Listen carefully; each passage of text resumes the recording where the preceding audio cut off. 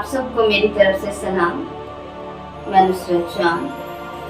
अब मेरे प्रोग्राम का नाम है खुदा के कलाम की बातें।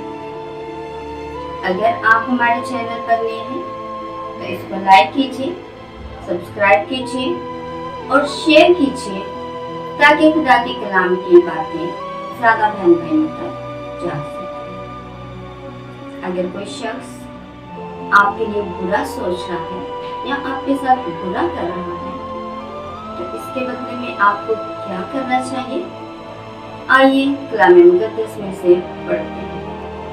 आज हम कलाम मुक़द्दस में से पढ़ेंगे पहला पतरस 3:9 आयत। बदी के एवज बदी ना करो और गाली के बदले गाली ना दो, बल्कि बरअक्स के बरकत चाहो, क्योंकि तुम बरकत के वारिस होने के लिए बुलाए गए।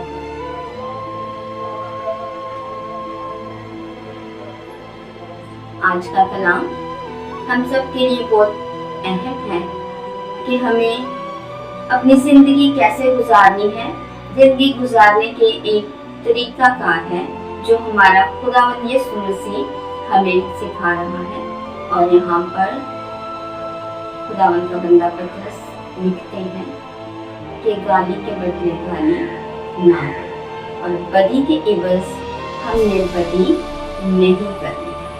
यानी जब हमें मालूम हो जाता है कि ये शख्स हमारे लिए बुरे मंसूबे बांध रहा है, हमें नुकसान देना चाहता है और चाहता है कि हम किसी न किसी तरह मुश्किल में आ जाएं, मुश्किल में फंस जाएं, हमारी ज़िंदगी तबाह और बर्बाद हो जाए। और ये बात जब हमारे सामने आ जाती है तो इसके बदले में खुदा का कलाम आज हमें सिखा रहा है कि हमने उसकी बदी के बदले में बदी नहीं करनी है, बल्कि हमने उसके लिए बरकत चाहिए है। खुदा से दुआ मांगनी है कि खुदावंद इसको अक्ल और हिकमत दे और इसको बरकत दे और इसको समझ दे ताकि ये ऐसा ना करे। बाज़-औक़ात ऐसा होता है कि जब हमारा किसी से अगर झगड़ा हो जाए तो वो हमें गालियाँ निकाले तो हम एकदम से गुस्से में आ जाते हैं और कोशिश होती है कि इसने एक गाली निकाली है तो जब तक 10 गालियाँ नहीं निकालेंगे हमें सुकून नहीं आएगा। वो ये समझेगा कि मैं तो इसका भी नहीं, मुझमें तो इतनी ताकत ही नहीं है कि मैं इसका मुकाबला कर सकूं। लेकिन खुदा का कलाम हमें सिखा रहा है कि हमने गाली के बदले गाली नहीं देनी है। अगर हम ऐसा करेंगे तो हम खुदा की नजर में बुरे होंगे और इसका बदला हमें मिलेगा, क्योंकि गुनाह की मजदूरी मौत है। और यीशु मसीह ने फरमाया है बिल्कुल साफ और वाज़ेह अल्फाज में कि अगर कोई हमारी एक गाल पर तमाचा मारे तो दूसरा भी उसकी तरफ फेर। बदला लेना खुदा का काम है, यीशु का काम है। ना ही हमने कभी बदला लेना है और ना ही बुराई के बदले बुराई करनी है, ना गालियों के बदले गाली देनी है, क्योंकि कलाम मुक़द्दस में लिखा है कि हमने यानी कि बरकत चाहिए, मैंने और आपने।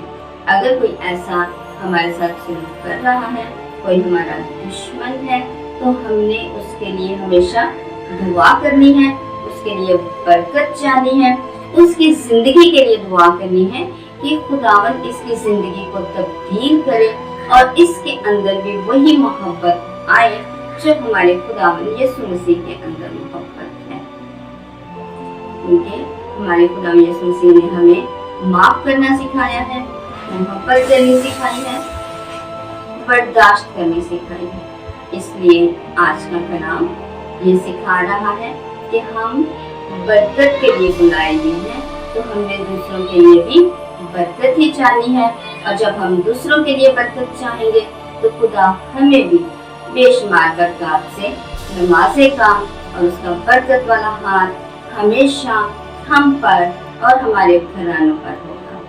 और ये उस शख्स के लिए भी बहुत अहमियत होगी कि मैं इसके साथ क्या कर रहा हूँ और ये मेरे साथ क्या कर रहा है।